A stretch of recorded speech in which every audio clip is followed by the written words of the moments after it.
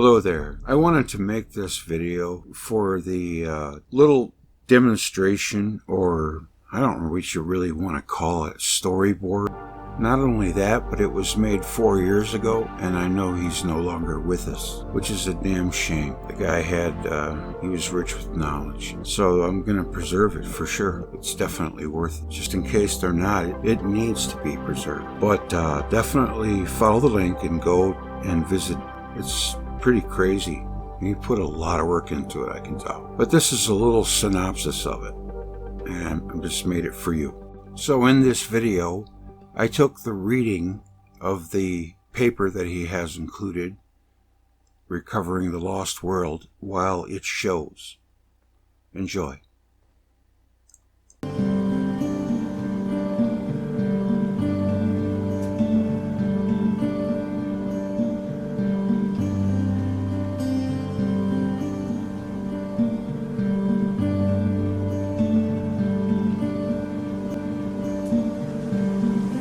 A historical synopsis of Saturnian cosmology from John Cook's website, saturniancosmology.org. There will be a link in the description. It gets pretty deep. The chapters of this site will propose that the biology of our planet, our culture, our psychology, and our very existence are the result of a series of incidents arising from the interaction between Earth and other planets within the solar system, most notably Saturn. The biology of Earth is such that a complete accident, and so utterly unlike it, will not have ever been duplicated anywhere, at any time among the billions of other star systems. But here on Earth, all of it, especially the rise of complex species since the Cambrian period 560 million years ago, can be attributed to a series of cataclysmic plasma strikes by Saturn, each of a very long duration. Biologists claim 10,000 years for the extinction events. My original estimate was 15,000 years. As hominids, we survived the last externally induced extinction event, which gave rise to 8 competing subspecies over the course of the last 3 million years. Our only contribution to our distinction from other animals was the invention, 10,000 years ago, of language and its subsequent cultural transmission that set the stage for further development of our humanity. Much later on, and much closer to our time, subjective consciousness. It all started very long ago, at one time, and from its genesis, Earth was a planet in orbit around Saturn, a brown dwarf star, toward the end of the Precambrian, 600 million years ago. The Saturnian system intersected with the solar system. Saturn was swept around the sun and back into deep space, to return at regular 26 to 27 million year intervals. Over the course of time, some of the satellites, planets of Saturn, were wrenched from their orbits around Saturn to end up revolving around the Sun instead. The Earth likely became a solar system planet at the end of the Permian, 250 million years ago. From 600 million years ago, Saturn kept entering the solar system regularly to disturb its lost satellites, now circling the Sun. At about 3 million years ago, Saturn likely had a run-in with Jupiter, a solar system planet at that time, orbiting the Sun at a distance probably somewhat less than the Earth's orbit today. The orbital period of Saturn was significantly reduced as a result. During the last 3 million year period, Saturn started scavenging its lost satellites, and perhaps solar system planets, all in orbit close to the Sun. The possibility of a captured planet again orbiting Saturn at its equator is virtually nil. Instead, the scavenged planets ended up in superpolar or subpolar locations, the only locations which seem to be dynamically stable.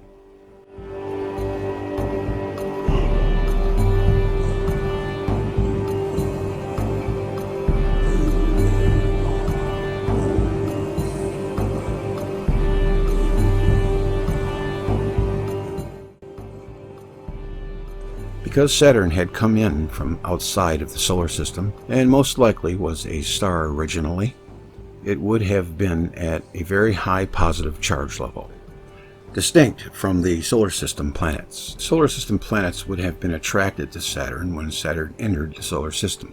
rather than be repelled, as would be the case of two planets with nearly equal values of charge.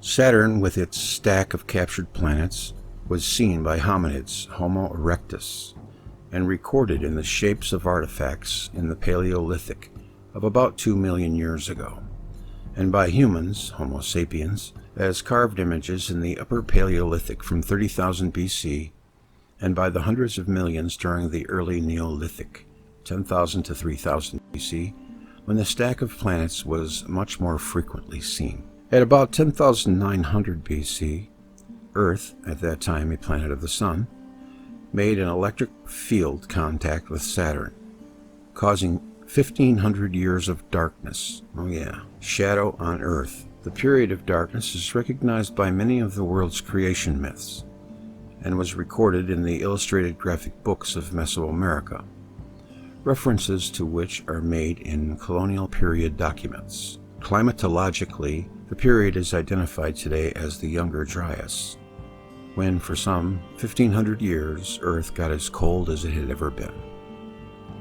Over the next 7,000 years, the orbit of Earth, apparently equal to the orbit of Saturn at that time, but below Saturn, progressively moved laterally to have Earth's orbital path eventually travel below the center of Saturn. Thus, between 10,900 BC and 3147 BC, Earth was part of a strange configuration of stacked planets, a condition which provided long summers and a mild climate in the northern hemisphere.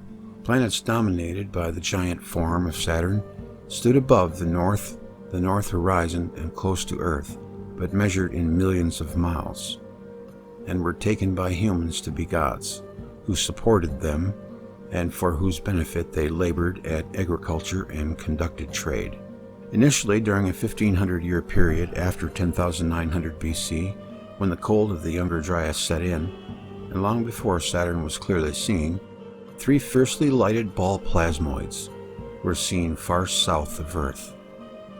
Below the South Pole, between about 10,900 BC and 8347 BC, these connected to Saturn in the north via strands of brilliant arcs of electrons.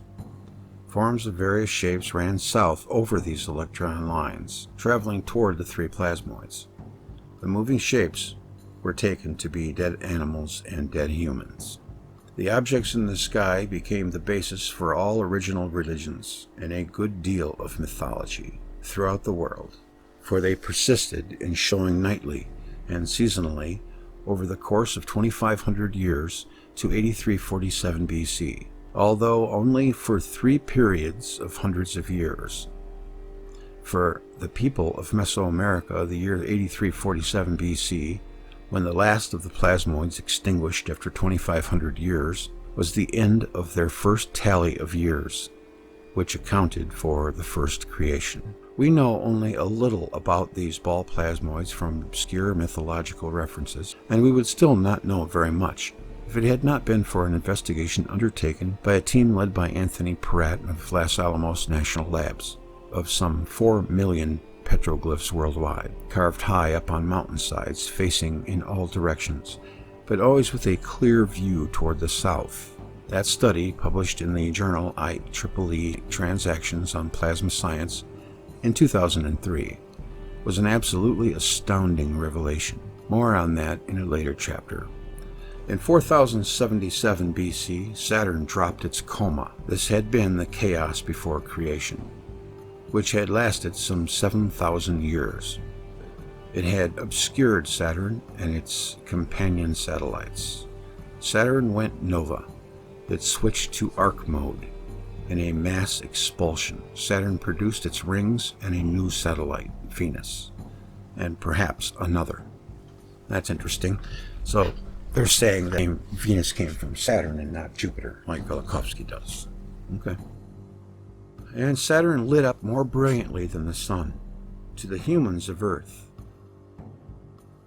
who had not clearly seen the real Sun for thousands of years because of the shadow of the Younger Dryas, followed by the obscurity of the enclosing plasmasphere of Saturn.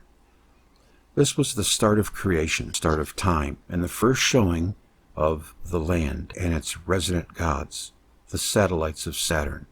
Saturn was universally called the sun throughout the world. In Central America, the Popol Vuh, written circa AD 1600 from much older records, recounts, like a man was the sun when it showed itself. It showed itself when it was born and remained fixed in the sky like a mirror. Certainly it was not the same sun which we see. It is said in their old tales. In arc mode, Saturn would have lost its glow mode coma, but it apparently retained a plasma stream connection to Earth. The sun, and the real sun, lighted part of the edge of Saturn in a crescent which revolved around Saturn on a daily basis, visually caused by a daily rotation of Earth below Saturn.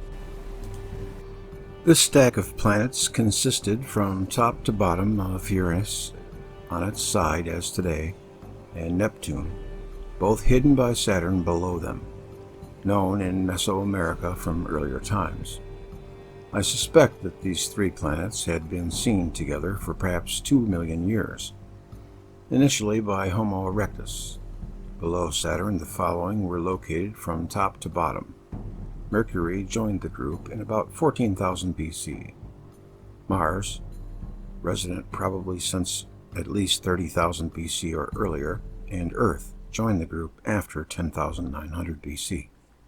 In 3147 BC, this configuration of standing planets broke apart, with three large planets moving far away from the Sun, and Earth, and Venus, released to overlapping inner orbits. The breakup produced a stupendous flood of the waters, which had been held at the South Polar region due to the gravitational attraction of Saturn for some 7,000 years. The water held at the South Pole was due to the lifting up of the Earth's crust in the Arctic and the sinking toward the Earth's interior in the Antarctic. Flood stories are ubiquitous, found in over 500 independent myths, all with the same coherent details. The survivors included people far inland and those living already on mountain slopes, and apparently the people of the Nile Delta and northern Mesopotamia. The only recourse to a livelihood for many of the survivors was agriculture, which soon sprang up simultaneously in 6 unconnected regions of Earth. The breakup was caused by Jupiter, which had circled the Sun as an inner planet up to that time.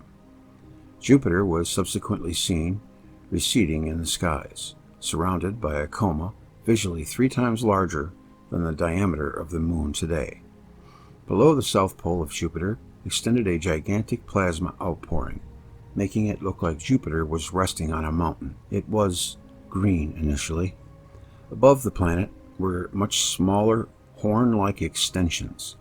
The whole of this looked like a person in a mantle, but was also identified as the bull of heaven. Jupiter was taken as the new god, called the Younger.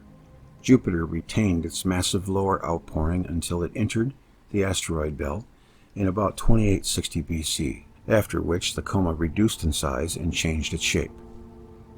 After 3070 BC, Mars and Mercury, which had remained in their positions below Saturn, were released when Saturn entered the asteroid belt. The two planets crossed Earth's orbit for about 300 years, overriding the Earth's orbit close to Earth on a 30-year or 15-year average intervals. At those times, Mars was at times brought into plasma contact with Earth, looking like a squat mountain which circled the Earth.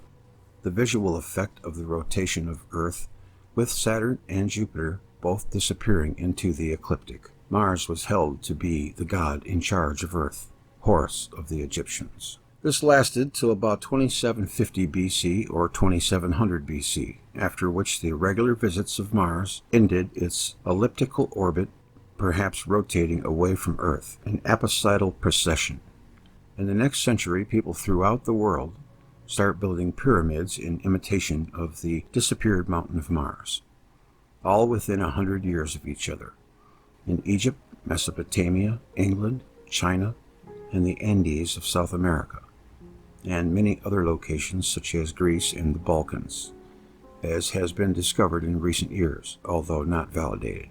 We have recorded histories of these celestial events, especially in Mesoamerica, There are accurate descriptions of the rings and a number of satellites of Saturn, the cloud bands and satellites of Jupiter, and the scarred surface and satellites of Mars, all dating from antiquity, spanning cultures worldwide. The Egyptians produced schematic images of the original configuration of Saturn and the satellite planets below, and have a record of early close passes by Mars. Mesopotamians also produced images of planets, graphically showing, for example, all the satellites of Jupiter. The Maya, from Olmec sources, have an undated record of the planetary movements from long before 3147 BC, and a dated record of later events which matches what can be gleaned from Eastern Mediterranean sources.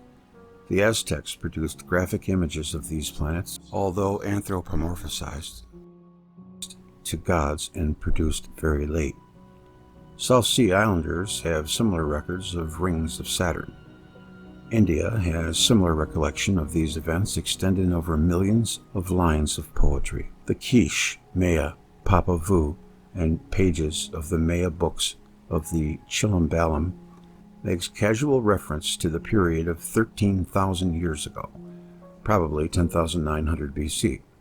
One page of the Chilombalam records 7 appearances of the Saturnian planets as far back as perhaps 40,000 years, which can be correlated with atmospheric carbon-14 records dating from 50,000 BP. Over the next 2,500 years, 3147 BC to 685 BC, the inner planets interfered with Earth at intervals, although very infrequently. There were 4 major additional incidents. The damage often was localized in latitude, although, for example, a continuous lightning strike might have encircled the globe in circa 1492 BC, and certainly repeatedly in the 8th and 7th century BC.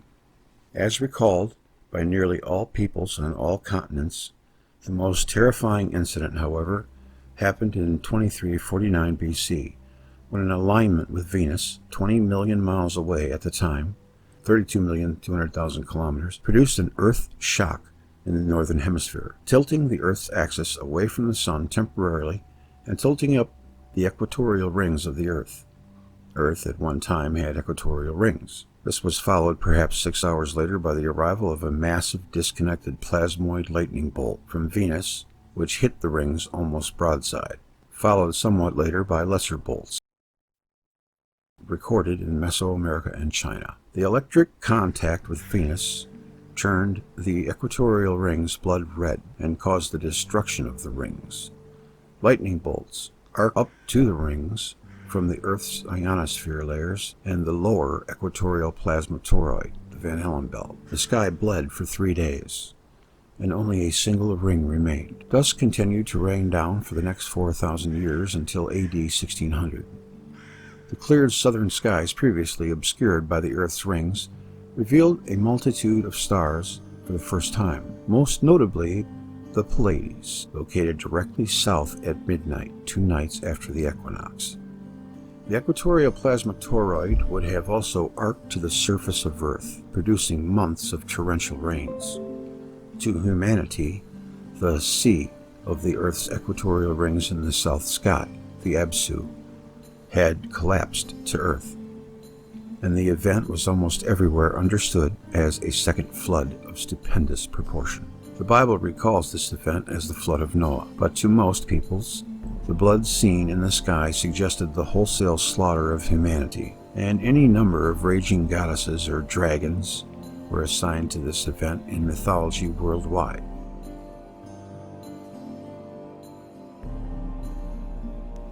Kali, Tiamat, Manath, Sekhmet, Hathor, and much later, Beowulf's Grendel. After 2.5 days, Jupiter appeared again with its previous giant coma and lower mantle, again understood as a mountain, as if risen from the dead. In fact, the rise of the equatorial in the sky made it look as if Jupiter rose up out of the cave previously seen as the shadow of the Earth on the rings. The cave-shaped shadow opened up as the Earth regained its normal inclination, and Jupiter rose out of this to a location above it. Jupiter had stopped the dragon from killing additional humans. The event itself remains commemorated as the Day of the Dead, which is why they wear Halloween masks on Halloween. It's so that the spirits don't recognize them, the ones that might want revenge. I believe that's what that's about. And is almost universally associated with the culmination of the Pleiades in autumn. Echoes of the fall of the rings and the surrounding circumstances continued to resound in mythology and, to this day, in the theologies and practices of many religions, especially the resurrection of Jupiter on the third day. Many nations also date the start of all sensible history and their calendars from this event. Strangely, this event is simply not noted by any of the catastrophists. Even Velikovsky remained unaware of it. Interesting. 800 years later, in 1492 BC, Venus again made an electric contact with Earth, causing a crushing repulsive blow in the east central Pacific.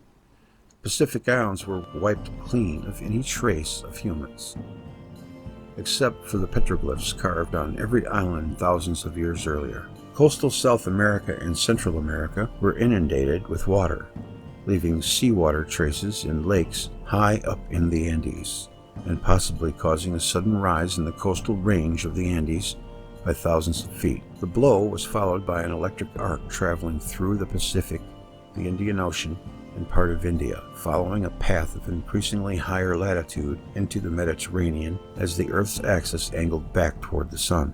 Moses made his escape from Egypt during the turmoil. The event is recalled in mythology as the attack of the monster Typhon, who is struck down by Zeus. The major result of the contact was a 30% increase in the orbit of the Earth. The year went from 273 days to 360 days. Venus probably came no closer than 10 million miles. In this instance, 16 million kilometers. Something else was initiated at this time. The movement of tribes away from devastated areas and failing climates into new regions happened after 1492 BC. Tribes of Central Asia entered India, Anatolia in Greece. Tribes from Asia Minor settled in Italy, as well as at later dates also. People everywhere met strangers and had to cope with new living conditions. This resulted in an expansion of our imagination as a way of coping with these changes. The development of subjective consciousness.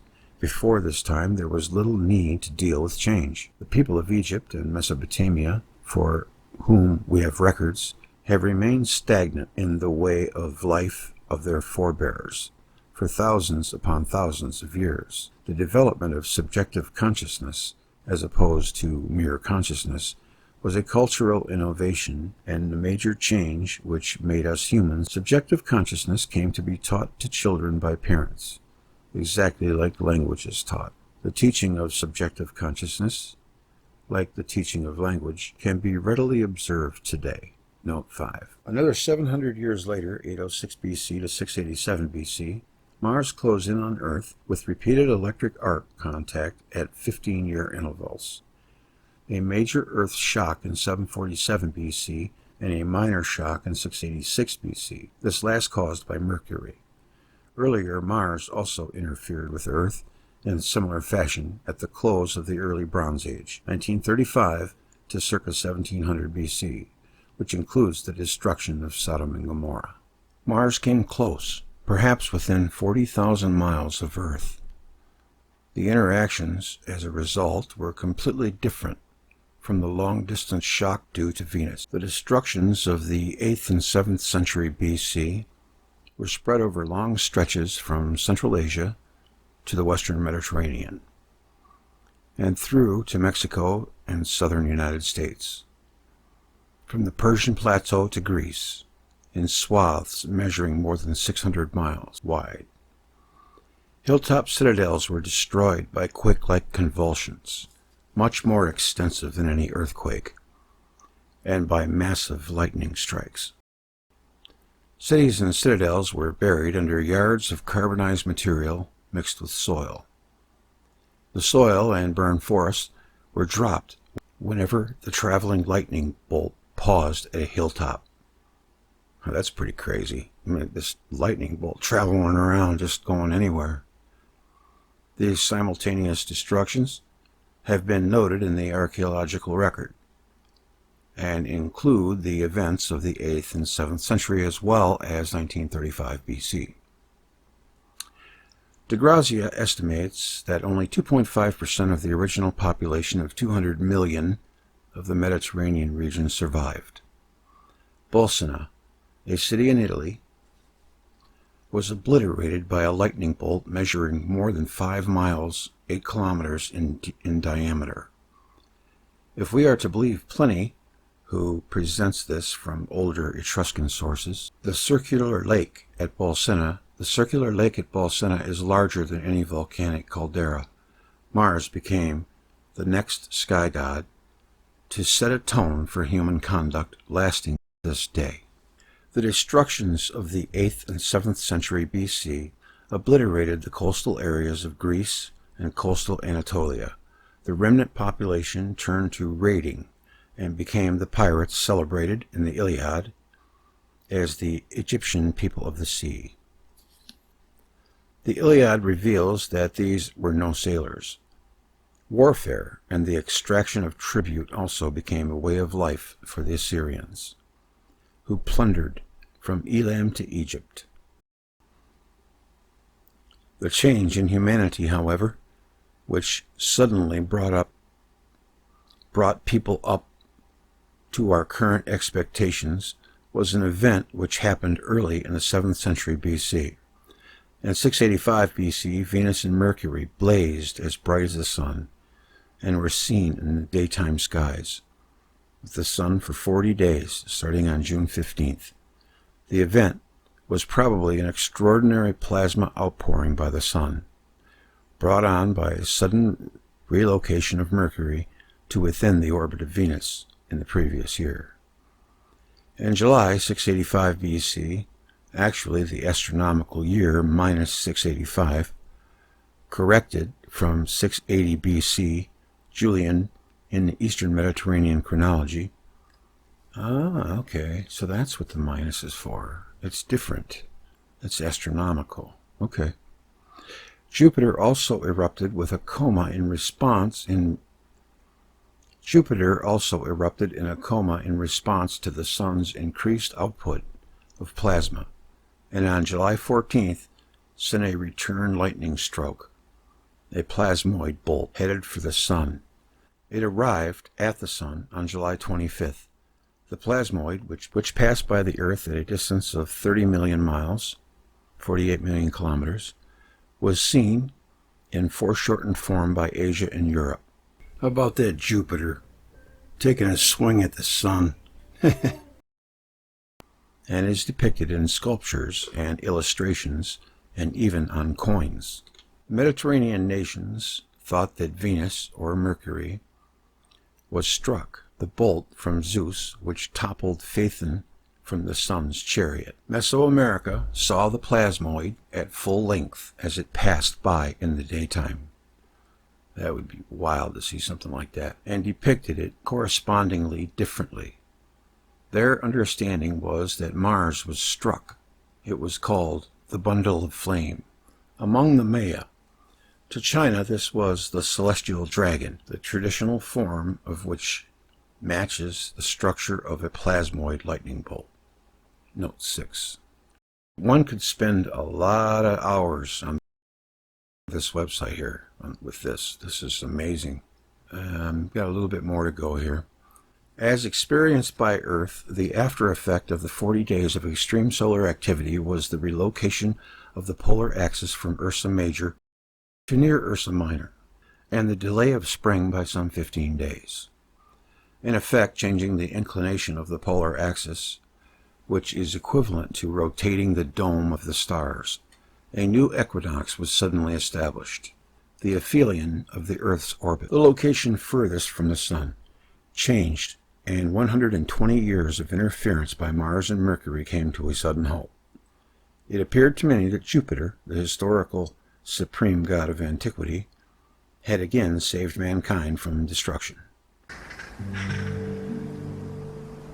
The change in aphelion had resulted in a cessation of further interactions with Mars. In 670 BC, the Earth's orbit became nearly circular. for unknown reasons.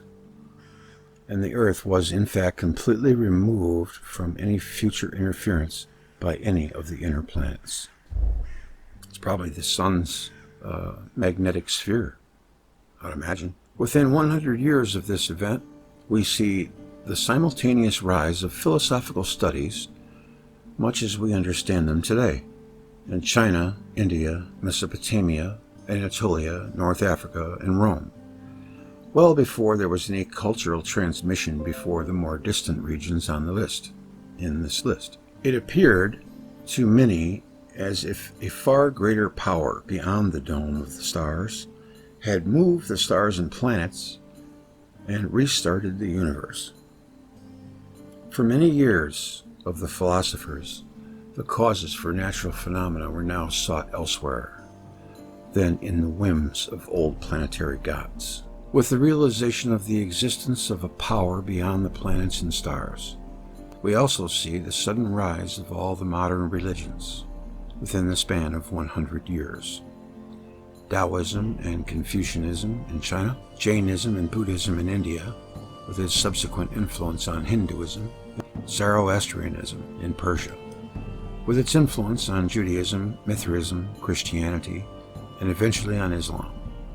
Similar changes seem to be attested to in Mesoamerica, probably dating from 600 BC. Could all this really have happened? Religions have attempted to explain all of it, initially as narrations of the observed events, eventually as metaphors of spiritual states. Science, on the other hand, has spent the last 200 years denying that anything at all ever happened. But look at the histories, what we call myths, of people from regions as diverse as China, Mesopotamia, and Mesoamerica, will reveal that they are in complete agreement with each other. Add to these various myths of the people of India, South America, Africa, Greece, and thousands of others, and a consistent picture of the past emerges, which is not what science tells us. Or fly over regions, for example, of the western United States, and you will soon be convinced that the waves of hills, the conical dumps of wind-borne soil, the distorted folded mountains, the widely varied landscape, cannot possibly be the result of eons of slow movement and metamorphosis of the Earth's crust. The surface of the Earth appears to have been battered and racked convulsively, and widely varied landscape and recently. Except for geology, which I will not really touch on, the remaining chapters will fill in the details and broaden the scope. 4 major events. The 4 events are the end of the age of the gods and the worldwide flood of 3147 BC, the fall of the Absu, known as the flood of Noah, the blood in the sky, the resurrection of Jupiter, and the first appearance of the Pleiades, 2349 BC, the defeat of Typhon and the exodus of Moses from Egypt in 1492 BC, and the blazing of Venus and Mercury and the thunderbolt of Jupiter, which toppled Phaethon in 685 BC. The last few chapters present an excursion into the site plans and iconography of Mesoamerica from about 2000 BC. In these last chapters, you will find that the more closely detailed findings from Mesoamerica will match and often exceed the information available from the Eastern Mediterranean.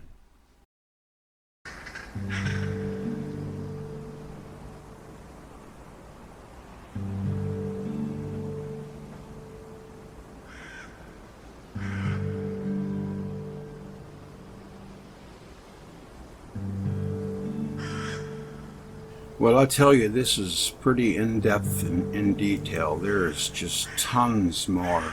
I figured it'd be okay to read this because it's free to the public here on his website, saturniancosmology.org. He's got a lot of stuff on here. Goes into Osiris and new findings, things like the Earth never turned over, at least not completely and certainly not permanent, a nearly impossible notion.